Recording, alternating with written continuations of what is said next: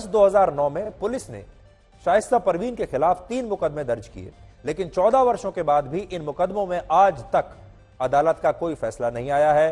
तो आप ये भी समझ लीजिए कि हमारे देश की जो अदालत है, न्यायिक व्यवस्था है, वो कैसे काम करती है। 14 साल हो चुके हैं शाइस्ता परवीन पर मुकदमा दर्ज किए हुए और 14 वर्ष में भी किसी में भी फैसला नहीं आया है। ये तीनों मामले आर्म्स एक्ट और धोखाधड़ी के थे, जिनमें 6 महीने या 1 साल में फैसला हो जाना चाहिए था, लेकिन शाइस्ता परवीन के खिलाफ ये तीनों ही मामले अदालत में आज भी लंबित हैं। और सोचिए, अगर हमारे देश की अदालतें ऐसे ऐसे मामलों में भी 14 साल के बाद कोई फैसला नहीं दे पाएंगी, तो फिर न्याय का मतलब क्या रह जाएगा। और असल में यह न्याय नहीं, ये अन्याय होगा।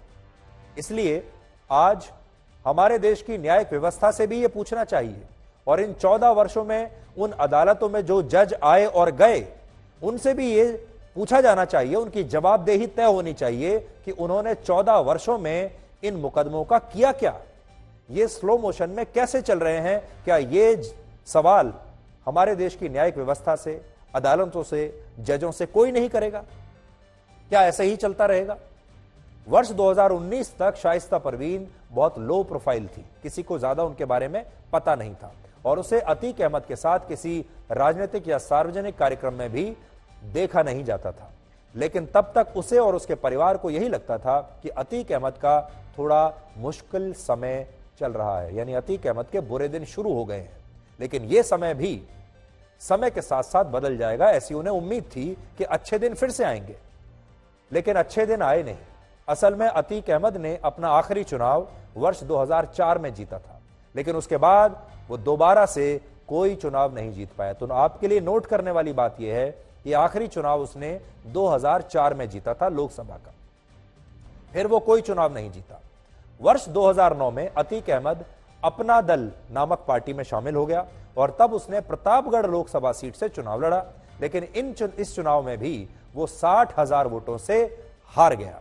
तो 2009 का लोकसभा चुनाव वो लड़ा, हार गया। इसके बाद 2012 में उसने फिर से इसी पार्टी अपना दल की टिकट पर विधानसभा का चुनाव लड़ा, लेकिन इस चुनाव में भी वो उस समय बीएसपी की उम्मीदवार पूजा पाल से हार गया। ये वही पूजा पाल है जिनके पति राजू पाल की हत्या अतीक अहमद ने ही समाजवादी पार्टी में रहते हुए कराई थी। लेकिन आज पूजा पाल उसी समाजवादी पार्टी की विधायक है। इसके अलावा अतीक अहमद ने 2014 में समाजवादी पार्टी की टिकट पर और 2018 में निर्दलीय के तौर पर और फिर 2019 में भी बतौर निर्दलीय लोकसभा का चुनाव लड़ा, लेकिन उसे हार ही मिली, जीत नहीं पाया। और यहां सबसे दिलचस्प बात जो शायद आपको ना पता हो वो ये है कि वर्ष 2019 से पहले तक अतीक अहमद जब भी चुनाव लड़ता था उससे हजारों लाखों वोट उसे मिलते थे। 2019 में अतीक अहमद ने प्रधानमंत्री नरेंद्र मोदी के खिलाफ वाराणसी की लोकसभा सीट से चुनाव लड़ा और आप जानते हैं उसे कितने वोट मिले?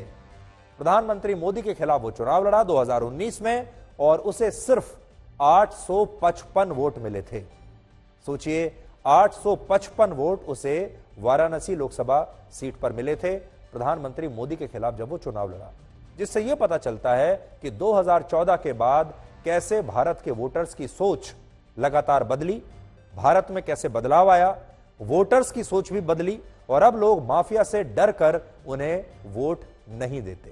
पहले डर के मारे वोट दे दिया करते थे, पहले एक अलग तरह का वोट बैंक ऑपरेट किया करता था, पहले धर्म के नाम पर, जाति के नाम पर और बाहुबल और पैसे के नाम पर इस तरह के जो अपराधी हैं ये चुनाव जीत जाया करते थे। वर्ष 2019 के लोकसभा चुनाव में हारने के बाद जब अतीक अहमद गिरफ्तार हुआ और जेल गया तो अतीक अहमद को ये समझ में आ गया कि अगर शाइस्ता परवीन को राजनीति में लाया जाए तो शायद उसका साम्राज्य बच जाएगा। और उस समय अतीक अहमद का साथ असदुद्दीन ओवैसी ने दिया।